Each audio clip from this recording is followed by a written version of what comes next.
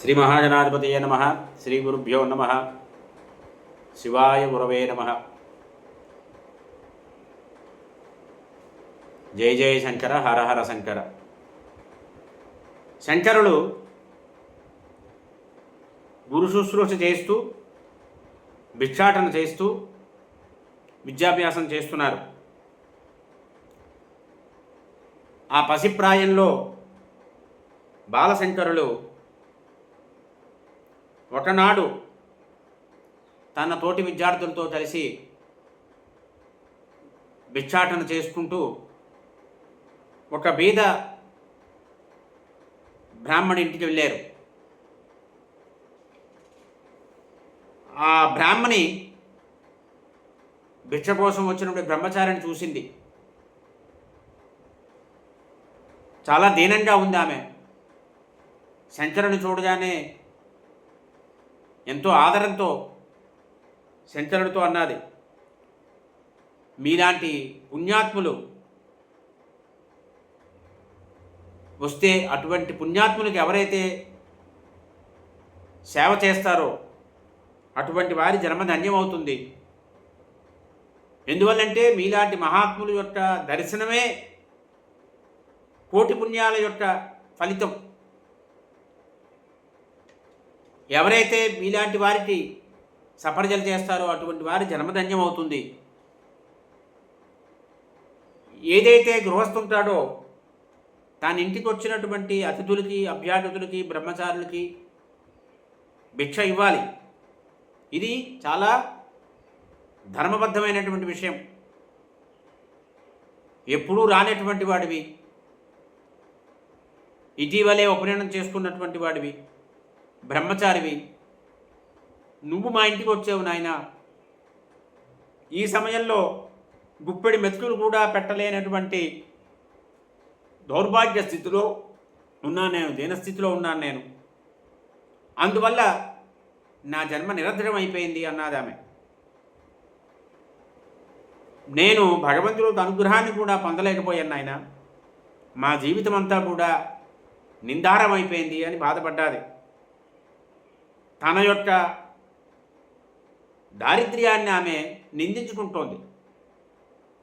శంకరుడు చూశారు. శంకరుడు ఉదయం ద్రవించుకుపోతోంది. ఇంతలో ఆమె బాలబ్రహ్మచారి అనేటువంటి బాలశంకరుడు యొక్క జోలిలో ఒక ఉసిరి పండు పెట్టింది. మహాప్రీతితో తీసుకున్నారు శంకరులు. ఎందుకంటే వారు జ్ఞాననిధి. జ్ఞాననిధి అయినటువంటి శంకరుడు హృదయం ద్రవించిపోయింది. ఒక్కసారి దయాస్వభావం వారిది. హృదయం ద్రవించింది శంకరులకి. వెంటనే నిశ్చయించుకున్నారు, ఈ దీనురాలైనటువంటి పేదదైనటువంటి బ్రాహ్మణ వనితని ఉద్ధరించాలి, అనుగ్రహించాలి అనుకున్నారు. వెంటనే ఐశ్వర్య ప్రధాని అయినటువంటి విష్ణు ధర్మపత్ని అయినటువంటి లక్ష్మీదేవిని స్తుతి చేయడం మొదలుపెట్టారు. ఆమె సకల ఐశ్వర్యాలకి కూడా ఆవిడ అధీనంలో ఉన్నాయి. అటువంటి మహాలక్ష్మిని ఉద్దేశించి మొట్టమొదట శంకరుడు చెప్పినటువంటి ఆశువుగా చేసినటువంటి స్తుతిది కనకధారాస్తవం. ఆ స్తుతి చేశారు శంకరుడు. వెంటనే లక్ష్మీదేవి శంకరులను అనుగ్రహించడం కోసం అక్కడికి ప్రత్యక్షమైంది. అద్భుతమైనటువంటి శరీర కాంతితో ఉన్నది అమ్మ లక్ష్మీదేవి. ముక్కోటి దేవతలు కూడా ఏ లక్ష్మీదేవి యొక్క పాదపద్మాలని నమస్కరించడం కోసం తహతాలాడుతూ ఉంటారో అటువంటి లక్ష్మీదేవిని శంకరుడు నమస్కరించు అద్భుతమైనటువంటి స్తుతి చేశారు. ఆ శంకరుడు చేసినటువంటి స్తుతికి అమ్మ లక్ష్మీదేవి చాలా సంతోషించింది. అని నాయనా, ఈ నిర్భాగ్యురాలు ఎవరైతే ఉన్నదో ఆమె పట్ల నీకు అనుగ్రహం కలిగిందయ్యా, ఈ విషయం నేను తెలుసుకున్నాను. కానీ వీరు గత జన్మల్లో ఎప్పుడూ కూడా ఏమాత్రం పుణ్యం చెయ్యలేదు. అందువల్ల నా కటాక్షానికి నోచుకోలేదు వీళ్ళు. ఏమాత్రం పుణ్యం చేసినా సరే నా అనుగ్రహానికి పాత్రులై ఉండేవారు కదా అన్నది లక్ష్మీదేవి. అని ఈ బ్రాహ్మణుల దారిద్ర్యానికి ఉన్న కారణాన్ని చెప్పింది. శంకరులు విన్నారు. అమ్మా, నువ్వు జగజ్జననివమ్మా, దయాస్వరూపం నువ్వు. నేను నీ అనుగ్రహానికి పాత్రుడయ్యాను కదా, నన్ను నువ్వు కరుణించడానికి నాకు అర్హత ఉన్నది కదా. అటువంటప్పుడు ఈ బ్రాహ్మణ వనిత నాకు ఒక ఉసిరికాయని ఇచ్చిందమ్మా, సమర్పణ చేసింది. అందువల్ల నేను నీ అనుగ్రహాన్ని పాత్రుణ్ణి. ఆమె నన్ను ఉసిరికాయ సమర్పణ చేసి నన్ను గౌరవించింది కాబట్టి నీ అనుగ్రహానికి ఆమె పాత్రురాలైందమ్మా. ఆ ఉసిరికాయ ఇచ్చిందే ఆ ఫలాన్ని సమానంగా నువ్వు ప్రతిఫలాన్ని వెంటనే అనుగ్రహించు, ప్రసాదించు అని కోరారు శంకరుడు. ఇదే మనకి కనకదారాస్తవం. వందే వందారు మందార మిందిరానంద కందలం అమందానంద సందోహ బంధురం సింధురాననం మాంగళ్యదాస్తు మమ మంగళ దేవతాయ అని అద్భుతమైనటువంటి స్తుతి చేశారు శంకరులు. నమోస్తు నాళీక నిభారణాయై నమోస్తు దుట్టోదితి జన్మభూమ్యై నమోస్తు సోమామృత సోదరాయై నమోస్తు నారాయణ వల్లభాయై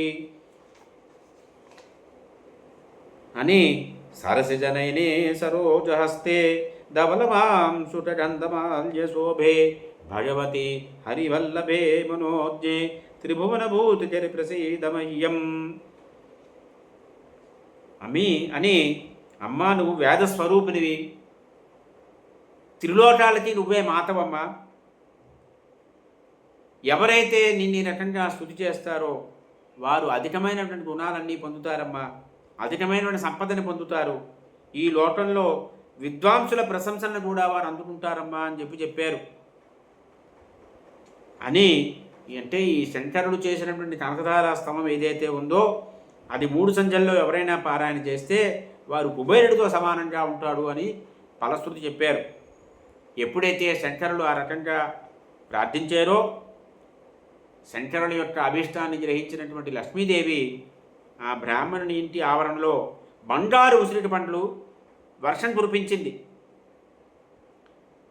దయాస్వరూపుడైనటువంటి దయా సముద్రుడు శంకరుడు. అటువంటి శంకరుడు ఆ బ్రాహ్మణ గృహిణి యొక్క దారిద్ర్యాన్ని అంతరింపచేయాలి అనేటువంటి లక్ష్యంతో అమ్మవారిని స్తుతి చేసి అమ్మవారి అనుగ్రహం ద్వారా తన లక్ష్యాన్ని పూర్తి చేసుకున్నారు. వెంటనే శంకరుడు అక్కడి నుంచి వెళ్ళిపోయారు. వారు సాక్షాత్తు మహేశ్వర స్వరూపము అని అందరూ గ్రహించారు.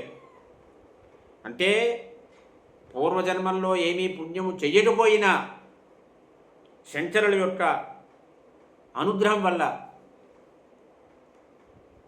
లక్ష్మీదేవి యొక్క కృపని వారు వర్ష రూపంలో బంగారు ఉసిరికల వర్ష రూపంలో పొందారు. ఈ రకంగా అంతర్ధానమైంది లక్ష్మీదేవి బంగారు ఉసిరికాయల వర్షం కురిపించిన తర్వాత. అంత చిన్న వయస్సులో బాలశంకరులు వేదాంగాలు అధ్యయనం చేయడమే కాకుండా తన దివ్యమైనటువంటి మహిమల ద్వారా ఇతరులకు ఉన్నటువంటి దుఃఖాన్ని పోగొట్టాలి, ఇతరులకు ఉన్న కష్టాన్ని పోగొట్టాలి, అందరికీ మంచి జరగాలి, అందరూ సుఖంగా ఉండాలి, అందరూ పరమాత్మ యొక్క అనుగ్రహాన్ని పొందాలి అనేటువంటి విశాలమైనటువంటి దృక్పథం శంకరుడిది. అంతటి విశాలమైన దృక్పథము, జనహితాన్ని కోరేటువంటి సంకల్పము ఇంకెవ్వరిలోని మనకు కనిపించదు, కేవలము శంకరుల్లోనే కనిపిస్తుంది. అందుకే వారు జగద్గురువులు శంకరులు. ఇక బాలశంకరులు భూలోకంలో ఒక పారిజాతం లాంటి వారు అన్నారు పెద్దలు. ఏదైతే వేదము వైదిక ధర్మము శిథిలమైపోతోందో, నశించిపోతోందో ఆ వైదిక ధర్మాన్ని, ఆ వేదాన్ని, సనాతన ధర్మాన్ని సంరక్షించాలి అనేటువంటి సంకల్పంతో శంకరులు తన ఉద్యమాన్ని, తన యొక్క ప్రయత్నాల్ని ముమ్మరం చేశారు. శంకరులు మళ్ళీ గురుకుల ప్రవేశం చేశారు. ప్రవేశం చేసిన తర్వాత శాస్త్ర అధ్యయనాన్ని కొనసాగించారు. ఇది గ్రహించినటువంటి వారందరూ కూడా ఒక కాంతి పుంజంలా ఉన్నారు శంకరులు. వారి దేహం చాలా పరిశుద్ధంగా ఉంటుంది, అప్రాకృతంగా ఉంటుంది, బ్రహ్మవర్చస్సుతో ఉంటుంది. ఎప్పుడు కూడా వేదాంగాలతో నిండున్నది దేహము, సకల శాస్త్రాల సారంతో ఉన్నది. సకల మహర్షులమైనటువంటి తేజస్సు అంతా కూడా వారి దేహంలో మనకు కనిపిస్తుంది. విప్రోత్తములందరూ కూడా గ్రహించారు వీరు సాక్షాత్తు పరమేశ్వరుని అవతారము అని. అందువల్ల వారి పాదాలని ఆశ్రయించారు అందరూ కూడా. చంద్రుడు కూడా చల్లని తన కిరణాలతో శంకరుడు యొక్క పాదాలని స్పర్శిస్తున్నాడా అన్నట్టుగా ఉండేదిట. ఈ రకంగా బాలశంకరులు వారి యొక్క కృపాదృష్టితో అందరినీ అనుగ్రహిస్తున్నారు. శంకరాచార్యులు వారు అంటే బాలశంకరులు తన యొక్క ప్రతిభా పాఠవాలతో అందరి యొక్క గౌరవాన్ని, అందరి యొక్క ప్రేమని, అందరి యొక్క అభిమానాన్ని పొందుతున్నారు. శివస్వరూపం వారు. ఏ రకంగా అయితే ఒక దాహంతో ఉన్నవాడు నీరు తాగదానే దాహం తీరిపోతుంది.